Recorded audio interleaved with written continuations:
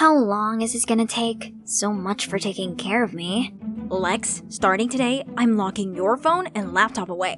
Cruel! Isn't one leg cast enough punishment? Excuse me, you don't deserve to have a say in this. If you hadn't bought our daughter that death trap motorbike in the first place, she'd still be intact. Yeah, sorry for making sure she doesn't grow up boring like her mom. Yeah, another lecture on how irresponsible I was eventually turned into a quarrel between mom and dad instead. They stopped only when mom needed to leave for her business trip in Egypt. I'm done arguing with you. I have a flight to catch. I've got my eye on you, young lady. All the way from Egypt? That's kinda hard. Well, at least dad's here, so I won't be by myself. The next morning, I woke up to see a note stuck to the fridge. Alex, I'm shooting my new movie in Spain for a few months. There's a strict no-phone policy to avoid leaks. So if it isn't urgent, don't call me. Love, Dad. Seriously? Choosing work over me? Why am I still surprised? That's what you get when you have a world-famous actor dad and an award-winning photographer mom. They're rarely home, and whenever they are, they're constantly at each other's throats. All the more reason for me to hang out with my biker gang. I love motorcycles. They're my only getaway. But that's how I messed up my leg. In my defense, I could totally nail that trick and win their stupid bet if it wasn't for that bumpy road. However, not a single one of my homies has checked on me since then. Not even my boyfriend Blake. But what's really bumming me out is that school's out for summer, yet I can hardly move. So, bored out of my mind, I came up with a new way to entertain myself, which was playing candid camera on this whole suburbia. Thanks to my mom's camera, I had eyes on the newlyweds Cunninghams on the right, the Carpenters on the left, a few other houses, and ooh, Tiny Timmy across the street. I swear to God, I almost thought some hunky guy had just moved in. My childhood friend Tiny Timmy had officially grown into Timothy. He looked just like a muscular version of Timothy Chalamet. Then Tim suddenly sat up and we accidentally made eye contact. Awkward. Looking good, handsome. He's even cuter when he smiles. Oh, he's replying. Even better up close. That's bold, Timmy. Too bad though. Sorry, lame. Tim looks confused at first. Then when he saw my cast, he immediately leaves the room. Huh? A broken leg is enough to scare him off? He's lame. Then the doorbell rang. Hey, that took a while. You're here? Of course, you need to have a closer look, and could use a hand, or a leg. Yeah, come help this damsel in distress. From then on, Tim came over every day to help me out around the house. He'd been really helpful and even tried riding my motorcycle so it didn't have to sit idle for too long. Other than that bulked up body, he's still the friend I knew back in the day.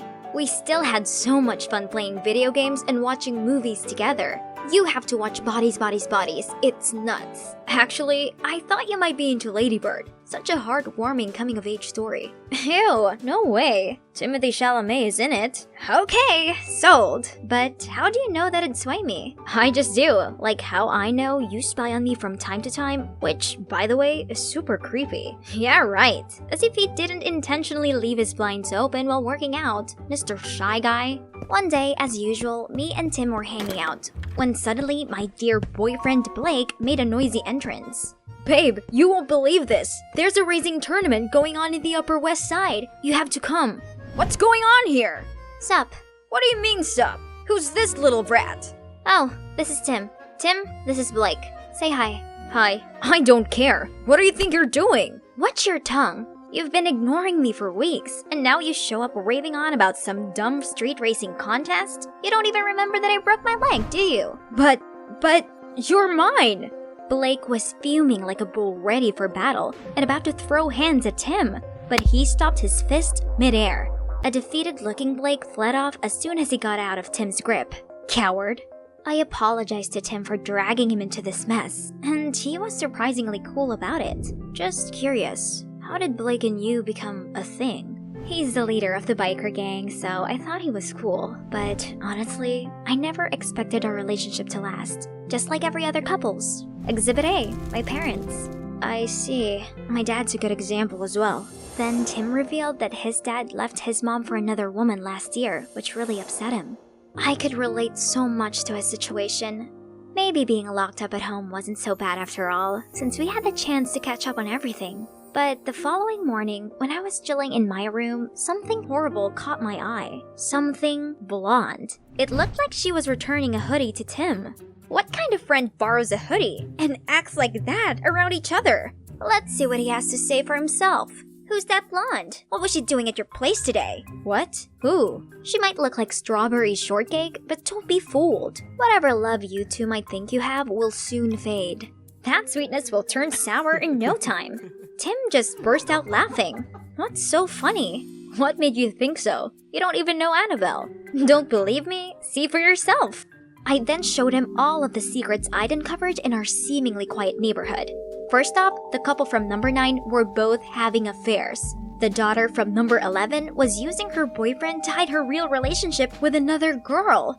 And last but not least, the Carpenters, who seemed like suburban couples goal, actually had a far from blissful life due to Mr. Carpenter's drinking problem. In conclusion, there's no such thing as real love. I see your point, but on the other side of the spectrum, genuine love does exist. Tim points the camera towards the Cunninghams. I'm not buying their poster couple act. Then, one day, Tim said he had to work overtime at the library to prepare for an event with, you guessed it, Annabelle only. I had to hide my anger as I watched him drive off with Blondie. With nothing else to do, I decided to watch the Cunninghams. Geez, how could they seem so lovey-dovey all the time? I wanted to take my mind off of Tim, but the more I observed them, the more I thought about him with that Barbie. That's when I saw a book that Tim borrowed for me from the library. Looks like it's time to return it. I Ubered there, but there are many people here as well. Why did Tim say that the two of them would be here alone? Tim's face turned into the scream when he saw me. Didn't think I could get this far? Hi, don't mind me. I'm just here to return this. You should have just given it to me. Oh god, no. I can see that you're busy with Annabelle, isn't it? Yeah. How do you know my name? Oh, let's see. You remind me of that creepy doll who's also an absolute nightmare. Tim then immediately dragged me away. See? He's caring for me, not you, Annie. However, the fun was interrupted right away when I saw Blake outside. Time for you to pay. Tim immediately stood between Blake and me, but to our surprise, Blake signaled for his goons hiding close by to show themselves. Clearly outnumbered, I tried to stop the situation from getting worse. Let's be civilized here. We can sort this out without violence. You're right, babe. We can settle this with a bet. Whoever can do the trick that broke Lex's leg and top it off with the Akira slide can have her fair and square. The loser has to back down. First of all, I'm not some kind of trophy. Second of all, that stunt is incredibly dangerous. Right, Tim? Sounds worth it, though. Have both of you lost your minds? Tim went first, and even though he flunked it, he managed to land without a scratch, while Blake landed on his face. Of course, that fiasco got the whole gang so embarrassed, they scrammed immediately. But I was still so annoyed. Congratulations, you won absolutely nothing. Not that I didn't care about him, I just couldn't stand his recklessness anymore. The next day, I was woken up by a doorbell. So, what are you here for? Sorry about last night, but if you stayed longer, I could have told you that I did what I did because I like you. Romantic styles. I don't even remember since when, but I do remember how sad I was when we stopped hanging out. Believe it or not, I started working out just to impress you. Whoa, what? Tim explained that nothing was going on between Annabelle and him. They were simply co-workers. And he made up that whole thing about being alone with her at the library to see my reaction. What do you say? I can make you believe in love. Tim, don't be ridiculous. Love isn't anything like the movies. It's merely a temporary chemical reaction in your brain that makes you think you're really feeling it. Come on, just give it a chance. No, look at my parents, your father, all the families in this neighborhood. If you ask me, your feelings for me right now will fade, just like mine with Blake. I'm sorry for wasting your time. I thought I was special enough for you to take a leap of faith. Now I know how wrong I was. He then left without another word. When Tim closed his blinds, honestly, I felt a sting in my chest. This is for the best, right? I can't deny the uneasiness I felt without Tim. It's not that I didn't want us to make up, I just didn't know how. Seeing how happy and smiley he was with her, my uneasy feeling only grew bigger. Is this what they call love? No, it's not real. Happy-looking families are not actually happy, and the Cunninghams are just good at faking it. What's that I'm hearing? Are they fighting? I saw the husband suddenly punch the wall with rage, then push the wife. I no longer had eyes on them, but could hear a huge commotion over there. What on earth is going on? Panicked, I called the cops right away. Wait a second, that means their happy marriage really was fake. I excitedly limped across the street to tell Tim about my discovery, then dragged him over to the Cunningham's front lawn. However, when the cops arrived, both of them answered the door perfectly fine. Turns out they already knew about my spying, and were so annoyed by it, they decided to pull a prank on me. Great, my curious neighbors have also witnessed this whole humiliating ordeal. But the worst part was seeing the disappointment on Tim's face. You have to stop being so stubborn. Not every family is like yours. I couldn't say a word, not even when the cops gave me a warning. That night, I tossed and turned as Tim's words wiggled around my mind. Suddenly, something caught my attention. It's from Tim's house. Some flashlights were moving around. I tried calling Tim, but he didn't answer. Of course, he'd be in deep sleep by now. Calling the cops was useless because of that very recent embarrassing incident. That's it, I'm doing it myself. Out there on Tim's front lawn, my heart was beating like crazy. Thieves! Thieves! The startled thieves turned around, so I blared the air horn, then shouted, "Freeze! Stay where you are! Hands over your heads!" But obviously, I, a teenager with one working leg, never actually expected any criminal to stand still. They quickly got a hold of me, and right when I thought my life was over, Get away from her! Tim, thank goodness! Other neighbors also came and stopped the thieves. Tim called the cops, and this time they reported to the scene ASAP. Phew, that was insane. Mrs. Jones, Tim's mom, thanked me and invited me to stay the night. It's really nice of her, even though she burst out laughing when I explained the situation with the Cunninghams. When Tim went to grab some drinks for us, she asked me why I was alone in this condition. So I spilled everything about my family. Contrary to her reaction just now, she showed me sympathy. From her experience, love didn't always have a happy ending, but it doesn't mean it's not real. Tim's dad and I had genuine feelings for each other. It's just that over time, things changed. We're open to accept this and be honest with each other. That's what real love is. I wouldn't change a thing, and I would still fall crazily in love with him, despite knowing we would eventually break up. Because that's how I got Tim, the second real love of my life. Her words hit different. Maybe I'd given love a bad name. You're right, love is not at fault, and Tim is so lucky to have a loving mom like you. Meanwhile, my parents don't just hate each other, they put it all on me too.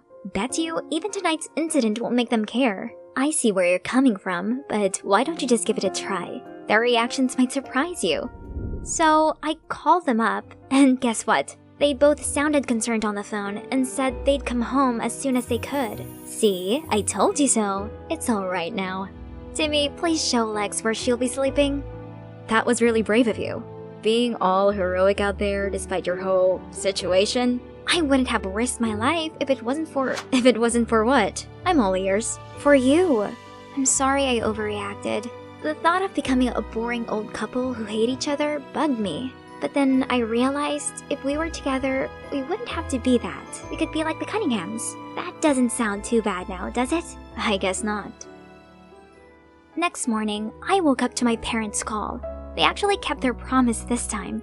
My mom explained that she thought Dad was home to take care of me, while Dad absent-mindedly assumed Mom only left in a fit of anger and was gonna return soon. So they really do care about me. They just have a terrible way of showing it. They stayed together, thinking it would be best for me. But the unending tension and bickering was eating us all up from the inside. This incident opened their eyes, so they agreed to have a peaceful divorce while still looking after me together. I'm finally free from the cast, but I actually feel even more liberated than before. Is this the power of my newfound belief in love? Is it because I've realized that love was around me all along? I'm not sure myself, but who cares? Alex and Timothy signing off.